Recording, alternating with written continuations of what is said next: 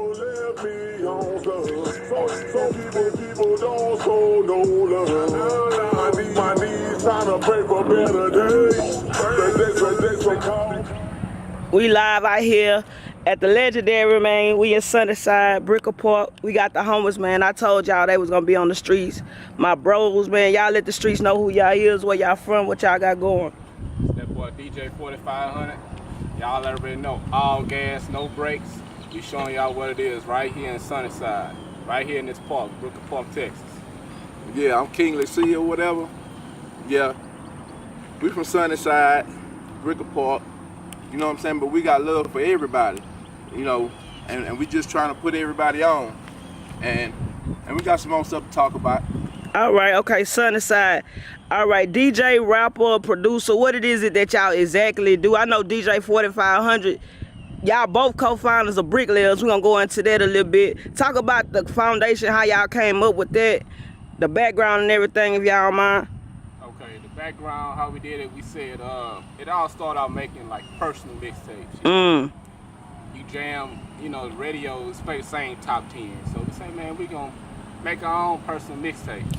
So it'll be. You say the radio play the same top 10, what you mean? Same top 10. If you turn on that one of the radio stations, you're gonna hear Beyonce or whoever, the top 10, Carly B's, the Migos. So you think radio like drown out the music? Right, they do. So why artists still like chase radio?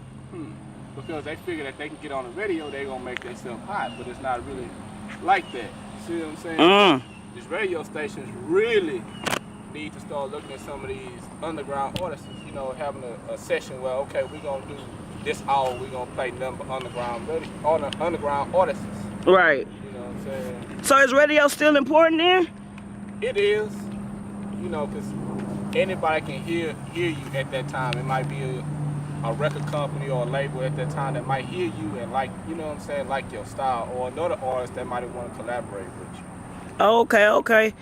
Any advice to people that's still trying to get in the game and like taking that approach with like, I don't want my song on the radio? I say don't stop, you know what I'm saying? Do it, go at all aspects of it. Don't just stop at the radio. Go start doing interviews, networking with different DJs, because you think about it, DJ is a major key in an artist, you know, come up, because if he not playing it, you know what I'm saying, radio station not gonna play. Go to these clubs, you know, or charity event, try to do it some different way. Okay. So DJs are still important. Yes. And you know, being from Houston, we have a lot of like artists who like, yeah, man, the DJs don't want to pay my music, or the DJs want to charge me. Should the DJs charge to play a song? I mean, you think about it, everybody got a price, you know, everybody trying to eat. Right. You know, but don't overcharge, you know what I'm saying? You doing $2,000-$3,000 just to play one track that's 2 or 3 minutes. Oh, okay. You know what I'm saying? So, figure, be reasonable. Kingly, have you ever had to deal with like dealing with DJs or promoters or like other artists like flaking on you or like giving you bad advice or bad business? Being that how long you been in the game now? I've been in the game for about 3 years now. Okay. 3 years now. Professionally, or is that like, cause did you have a love for music when you was younger? Or? Oh yeah. I always had a love for music or whatever. So basically, me and him, we sat down, you know, it's the music we doing or whatever, and we like, you know, he was like personal mixtapes, yeah, and this, and I was like, hey man, this started to sound good. See, I think we need to go a little farther. Okay. So we started putting more money into everything, and progressing, and some of the and like, for us people that's, you know, bad advice or anything like that, I'm really not gonna take too much advice from anyone. You know, I can, you know, you pick through and understand what you want to take from it. You don't take everything from it. Right. Yeah. So, like, for us bad advice, you can always turn bad advice to good advice. Right. Because if you see it's wrong, you just do the totally opposite. It makes sense. Yeah. Why the name Bricklayers? What made y'all say we gonna call it Bricklayers ENT? This is what it's gonna be. Bricklayers. Okay, Bricklayers come from Bricker Park, where we at right now. Okay. We in Bricker Park. So we grew up here our whole life. So our grandparents came here back in the 50s. Okay. So they settled here. So, and Was it black community back then? Or was it mixed, or how was it like back then out here? It was mixed then. You know, there's a lot of white people out here. Okay. Whatever.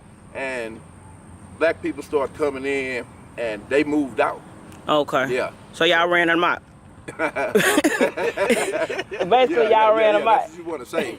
So it came from bricks, being here, Bricker Park, bricklayer.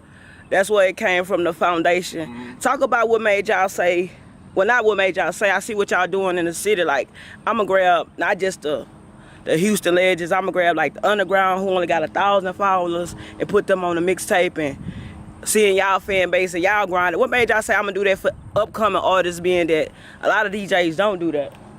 I mean, we said we was gonna sit in and we was gonna do it because, like you say, nobody ain't doing that. Nobody. Who is doing it? You tell me. You in the industry. You in the background. What DJ is saying? I'm gonna take Lil TT from around the way. He only got 5,000 followers. I'm gonna put him on the mixtape. Oh, there ain't nobody. So I figured this was it was the right time. You see what I'm saying? Right. A lot of artists are striving right now. They don't know how to put themselves out there. Right. So we just took and say, you know what? We gonna be that voice. You know what I'm saying? Do you think the city kind of like, you say we striving right now, we kind of like fell off? Do you believe in like Houston fell off when the people say that talk? Not really.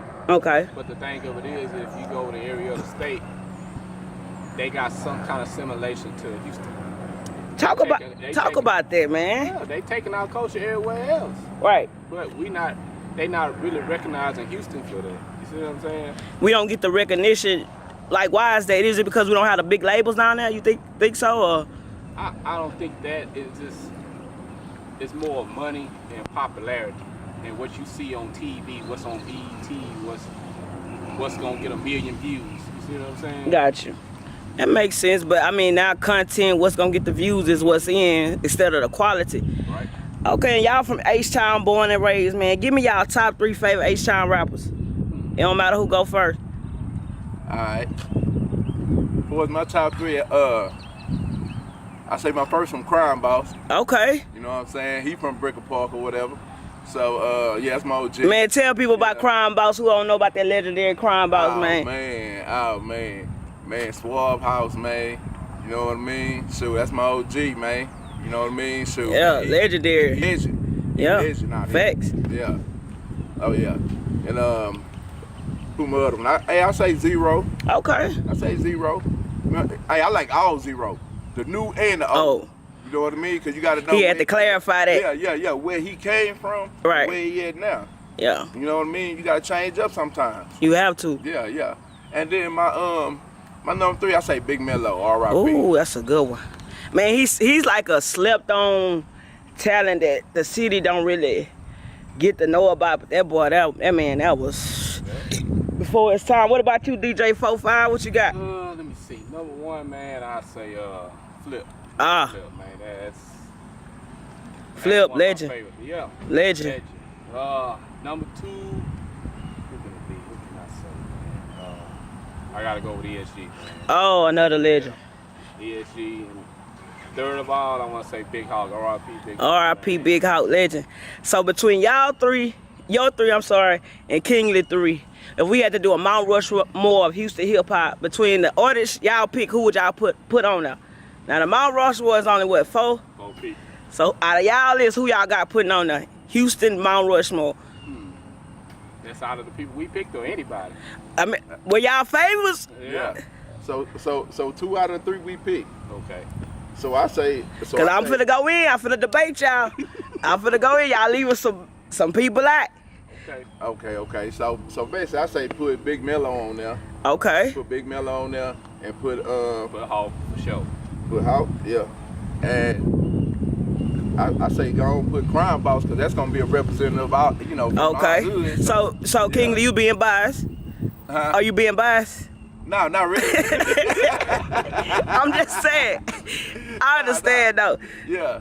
So, what y'all two going on the Mount Rushmore? Man, that's hard. It is. 'Cause now I feel bad. If I had to put Face. Okay, yeah. I go Face. Roll will be one of mine. Then I'm from the north side, so I gotta be biased. That's what I said. I understand. Trust me, I understand. Yeah. Man, it's hard. Like, being that Houston have all these legends being in the forefront, we got the Slim Thugs, the Zeros, ESG, Klondike Kites, K-Renos. We could go shit on and on. Fucking Lil Flip, Lil OSG, Youngster, J-Dog. We can go all day. Why y'all think we never had a female breakout artist to represent Houston? That's hard. Why is it being that we all those people out of name and that ain't half of the people that I mean, but you think about it too, back then or now, more males get more popularity over the females if you look at it. right. You know. But Florida had theirs. Oh yeah, well yeah, too. They had 2, 3 of them come out of Florida and break and go a little global. California, Chicago. It's like Houston don't we the biggest market, one of the biggest markets, influence the biggest culture, but we never had like a real live female MC that we fully embrace. We don't got no old school DeBrand or no Foxy Brown of Houston or nothing like that. So I'm like, just like, why? Like, even back in those days, we had Hawk, we had Pat. Ain't nobody else ringing, you know, for the females being that sex sales in those days and everything. Right. I mean, we had a few that was upcoming, you know, Right. Angelique, Cliche, you know Right. what I'm saying? But I figured too, we should have pushed them more back then. You know, back then, you know, they really didn't look at the female artists. Right. Now, you know, a lot of female artists coming out now. Right. I think if they would have got pushed a little bit farther and gave them the platform like they had now, Mm-hmm. they would probably be a lot bigger.